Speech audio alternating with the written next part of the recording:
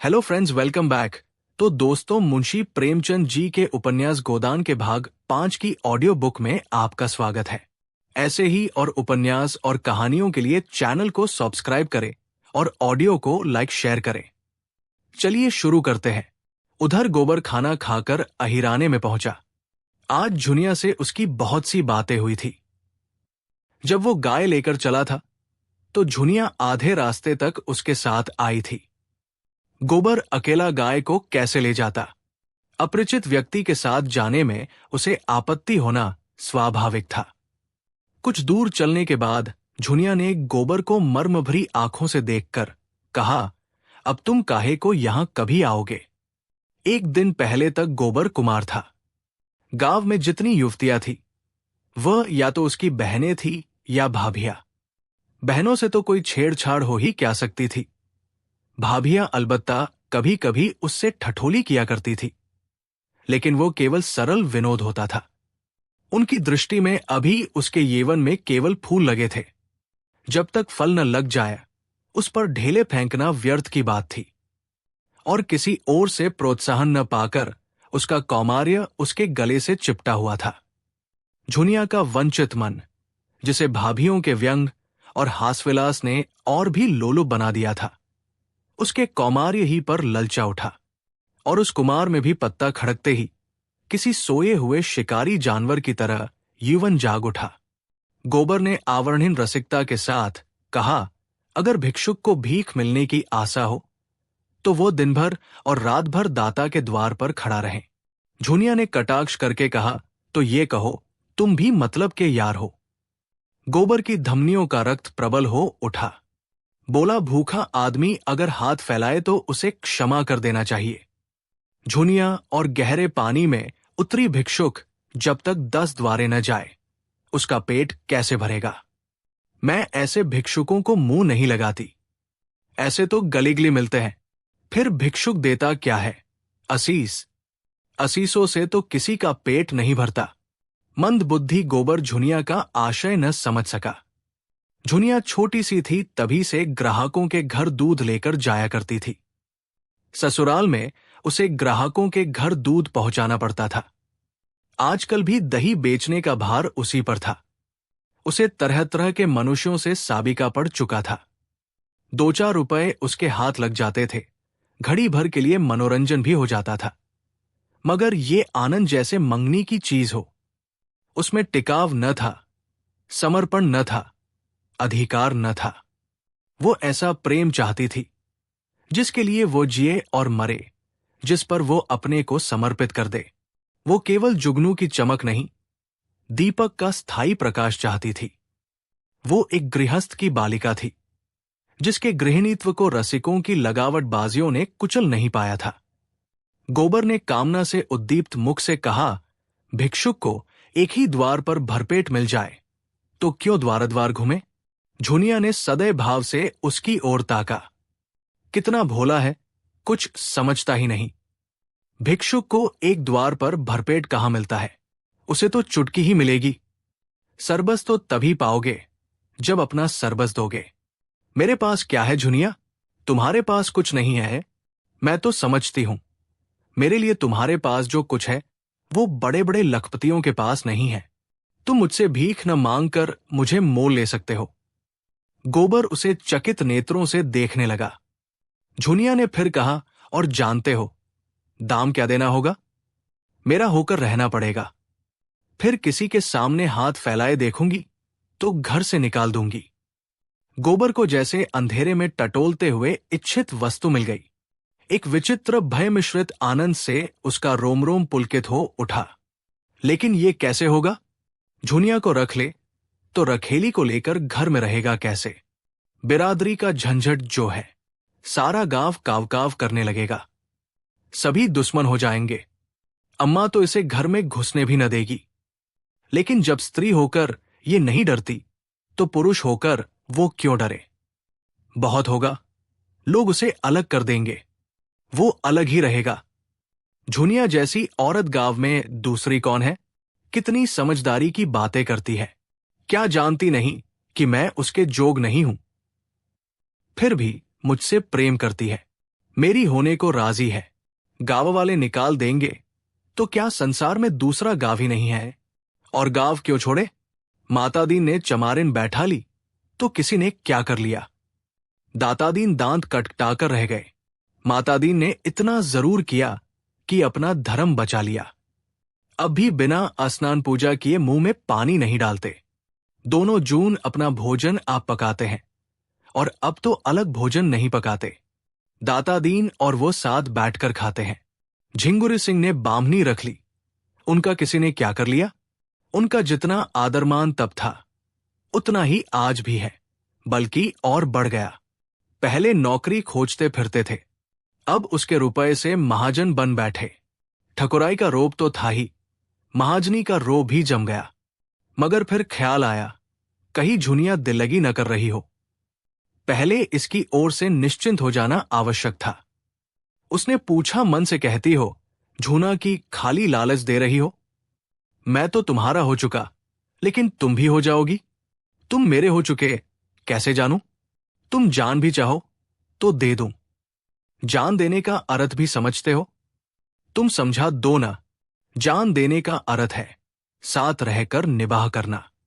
एक बार हाथ पकड़कर उम्र भर निबाह करते रहना। चाहे दुनिया कुछ कहे, चाहे मां बाप, भाई बंद, घर द्वार सब कुछ छोड़ना पड़े। मुंह से जान देने वाले बहुतों को देख चुकी। भौरों की भांति फूल का रस लेकर उड़ जाते हैं। तुम भी वैसे ही न उड़ जाओगे? बल्कि एक हाथ में गाय की पगहिया थी, दूसरे हाथ से उसने झुनिया का हाथ पकड़ लिया, जैसे बिजली के तार पर हाथ गया हो। सारी देह यीवन के पहले स्पर्श से कांप उठी। कितनी मुलायम, गुदगुदी, कोमल कलाई। झुनिया ने उसका हाथ हटाया नहीं, मानो स्पर्श का उसके लिए कोई महत्व ही न हो। फिर एक क्षण के बाद गंभीर भाव से बोली, आज तुमने मेरा हाथ पकड़ा है, याद रखना। खूब याद रखूंगा झूना, और मरते दम तक निभाऊंगा। झुनिया अविश्वास भरी मुस्कान से बोली, इसी तरह तो सब कहते हैं गोबर, बल्कि इससे भी मीठे चिकने शब्दों में। अगर मन में कपट हो मुझे बता दो, सचेत हो जाओ। ऐसों को मन नहीं देती, उनसे तो खाली हसबोल लेने का नाता रखती हूं। बरसों से दूध लेकर बाजार जाती हूं। एक से एक बाबू, महाजन, ठाकुर, वकील, अमले, अफसर अपना रसियापन दिखाकर मुझे फंसा लेना चाहते हैं। कोई छाती पर हाथ रखकर कहता है, झुनिया तरसा मत। कोई मुझे रसीली नसीली चितवन से घूरता है, मानो मारे प्रेम के बेहोश हो गया है। कोई रुपए दिखाता है, कोई गहने। सब मेरी गुलामी करने को तैयार रहते हैं, उम्र भर, बल्कि उस जन्म में भी। लेकिन मैं उन सबों की नस पहचानती हूं। सबके सब भौंरे रस लेकर उड़ जाने वाले। मैं भी उन्हें ललचाती हूं, तिरछी नजरों से देखती हूं, मुस्कराती हूं। वो मुझे गधी बनाते हैं, मैं उन्हें उल्लू बनाती हूं। मैं मर जाऊं तो उनकी आंखों में आंसू न आएगा। वो मर जाए तो मैं कहूंगी, अच्छा हुआ निगोड़ा मर गया। मैं तो जिसकी हो जाऊंगी उसकी जन्म भर के लिए हो जाऊंगी। सुख में, दुख में, संपत में, विपत में उसके साथ रहूंगी। हरजाई नहीं हूं कि सबसे हंसती बोलती फिरूं। न रुपए की भूखी हूं, न गहने कपड़े की। बस भले आदमी का संग चाहती हूं, जो मुझे अपना समझे और जिसे मैं भी अपना समझूं। एक पंडित जी बहुत तिलक मुद्रा लगाते हैं, आज सेर दूध लेते हैं। एक दिन उनकी घरवाली कहीं नेवते में गई थी, मुझे क्या मालूम, और दिनों की तरह दूध लिए भीतर चली गई। वहां पुकारती हूं, बहू जी, बहू जी। कोई बोलता ही नहीं। इतने में देखती हूं तो पंडित जी बाहर के किवाड़ बंद किए चले आ रहे हैं। मैं समझ गई इसकी नीयत खराब है। मैंने डांट कर पूछा, तुमने किवाड़ क्यों बंद कर लिए? क्या बहू जी कही गई है? घर में सन्नाटा क्यों है? उसने कहा, वह एक नेवते में गई है। और मेरी ओर दो पग और बढ़ाया। मैंने कहा, तुम्हें दूध लेना हो तो लो, नहीं मैं जाती हूं। बोला, आज तो तुम यहां से न जाने पाओगी झूनी रानी। रोज रोज कलेजे पर छुरी चलाकर भाग जाती हो, आज मेरे हाथ से न बचोगी। तुमसे सच कहती हूं, गोबर, मेरे रोए खड़े हो गए।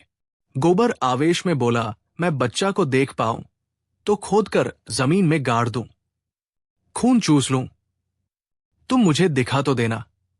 सुनो तो, ऐसों का मुंह तोड़ने के लिए मैं ही काफी हूं। मेरी छाती धक धक करने लगी। ये कुछ बदमाशी कर बैठे तो क्या करूंगी? कोई चिल्लाना भी तो ना सुनेगा। लेकिन मन में ये निश्चय न कर लिया था कि मेरी देह छुई तो दूध की भरी हाड़ी उसके मुंह पर पटक दूंगी। बला से 4-5 सेर दूध जाएगा, बचा को याद तो हो जाएगी। कलेजा मजबूत करके बोली, इस फेर में न रहना पंडित जी, मैं अहीर की लड़की हूं। मूंछ का एक एक बाल चुनवा लूंगी। यही लिखा है तुम्हारे पोथी पत्रे में कि दूसरों की बहू बेटी को अपने घर में बंद करके बेइज्जत करो। इसीलिए तिलक मुद्रा का जाल बिछाए बैठे हो। लगा हाथ जोड़ने, पैरों पड़ने एक प्रेमी का मन रख दोगी तो तुम्हारा क्या बिगड़ जाएगा? झूना रानी, कभी कभी गरीबों पर दया किया करो, नहीं भगवान पूछेंगे। मैंने तुम्हें इतना रूपधन दिया था, तुमने उससे एक ब्राह्मण का उपकार भी नहीं किया, तो क्या जवाब दोगी? बोले, मैं विप्र हूं, रुपए पैसे का दान तो रोज ही पाता हूं, आज रूप का दान दे दो। मैंने यूं ही उसका मन परखने को कह दिया, मैं 50 रुपए लूंगी। सच कहती हूं गोबर, तुरंत कोठरी में गया और 10-10 के 5 नोट निकालकर मेरे हाथों में देने लगा। और जब मैंने नोट जमीन पर गिरा दिए और द्वार की ओर चली तो उसने मेरा हाथ पकड़ लिया। मैं तो पहले ही से तैयार थी। हाड़ी उसके मुंह पर दे मारी, सिर से पांव तक सराबोर हो गया। चोट भी खूब लगी। सिर पकड़कर बैठ गया और लगा हाय हाय करने। मैंने देखा अब ये कुछ नहीं कर सकता तो पीठ में 2 लातें जमा दी और किवाड़ खोल कर भागी। गोबर ठट्ठा मारकर बोला, बहुत अच्छा किया तुमने, दूध से नहा गया होगा, तिलक मुद्रा भी धुल गई होगी, मूछें भी क्यों न उखाड़ ली। दूसरे दिन मैं फिर उसके घर गई। उसकी घरवाली आ गई थी। अपने बैठक में सिर में पट्टी बांधे पड़ा था। मैंने कहा, कहो तो कल की तुम्हारी करतूत खोल दूं पंडित। लगा हाथ जोड़ने। मैंने कहा, अच्छा थूक कर चाटो तो छोड़ दूं। सिर जमीन पर रगड़कर कहने लगा, अब मेरी इज्जत तुम्हारे हाथ है झूना। यही समझ लो कि पंडिताइन मुझे जीता न छोड़ेंगी। मुझे भी उस पर दया आ गई। गोबर को उसकी दया बुरी लगी। ये तुमने क्या किया? उसकी औरत से जाकर के क्यों नहीं दिया? जूतों से पीटती। ऐसे पाखंडियों पर दया न करनी चाहिए। तुम मुझे कल उनकी सूरत दिखा दो, फिर देखना कैसी मरम्मत करता हूं। झुनिया ने उसके अर्धविकसित यीवन को देखकर कहा, तुम उसे न पाओगे, खासा देव है, मुफ्त का माल उड़ाता है कि नहीं। गोबर अपने यीवन का ये तिरस्कार कैसे सहता? डींग मारकर बोला, मोटे होने से क्या होता है, यहां फौलाद की हड्डियां हैं। 300 दंड रोज मारता हूं, दूध घी नहीं मिलता, नहीं अब तक सीना यूं निकल आया होता। ये कहकर उसने छाती फैलाकर दिखाई। झुनिया ने आश्वस्त आंखों से देखा, अच्छा कभी दिखा दूंगी, लेकिन यहां तो सभी एक से हैं, तुम किस किस की मरम्मत करोगे? न जाने मर्दों की क्या आदत है कि जहां कोई जवान सुंदर औरत देखी और बस लगे घूरने, छाती पीटने। और ये जो बड़े आदमी कहलाते हैं, ये तो निरे लंपट होते हैं। फिर मैं तो कोई सुंदरी नहीं हूं। गोबर ने आपत्ति की, तुम्हें देखकर तो यही जी चाहता है कि कलेजे में बिठा ले। झुनिया ने उसकी पीठ में हल्का सा घूंसा जमाया लगे, औरों की तरह तुम भी चापलूसी करने। मैं जैसी कुछ हूं वो मैं जानती हूं, मगर इन लोगों को तो जवान मिल जाए, घड़ी भर मन बहलाने को और क्या चाहिए। गुण तो आदमी उसमें देखता है जिसके साथ जन्म भर निभाह करना हो। सुनती भी हूं और देखती भी हूं। आजकल बड़े घरों की विचित्र लीला है। जिस महल्ले में मेरी ससुराल है, उसी में गबडू पड़ू नाम के काश्मीरी रहते थे। बड़े भारी आदमी थे। उनके यहां 5 सेर दूध लगता था। उनकी 3 लड़कियां थी, कोई 20-20, 25-25 की होंगी, एक से एक सुंदर। तीनों बड़े कॉलेज में पढ़ने जाती थी।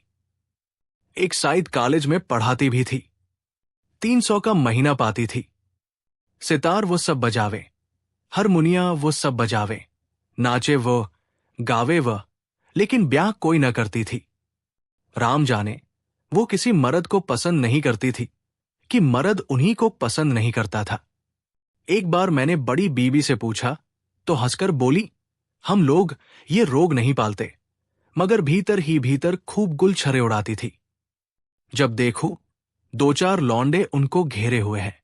जो सबसे बड़ी थी वो तो कोट पतलून पहनकर घोड़े पर सवार होकर मर्दों के साथ सैर करने जाती थी। सारे शहर में उनकी लीला मशहूर थी। गपड़ू बाबू सिर नीचा किए जैसे मुंह में कालिक सी लगाए रहते थे। लड़कियों को डांटते थे, समझाते थे, पर सबकी सब खुल्लम खुल्ला कहती थी, तुमको हमारे बीच में बोलने का कुछ मजाल नहीं है। हम अपने मन की रानी हैं। जो हमारी इच्छा होगी वो हम करेंगे। बेचारा बाप जवान जवान लड़कियों से क्या बोले। मारने बांधने से रहा, डांटने पटने से रहा, लेकिन भाई बड़े आदमियों की बातें कौन चलाए। वो जो कुछ करें सब ठीक है। उन्हें तो बिरादरी और पंचायत का भी डर नहीं। मेरी समझ में तो यही नहीं आता कि किसी का रोज रोज मन कैसे बदल जाता है। क्या आदमी गायबकरी से भी गया बीता हो गया है? लेकिन किसी को बुरा नहीं कहती भाई।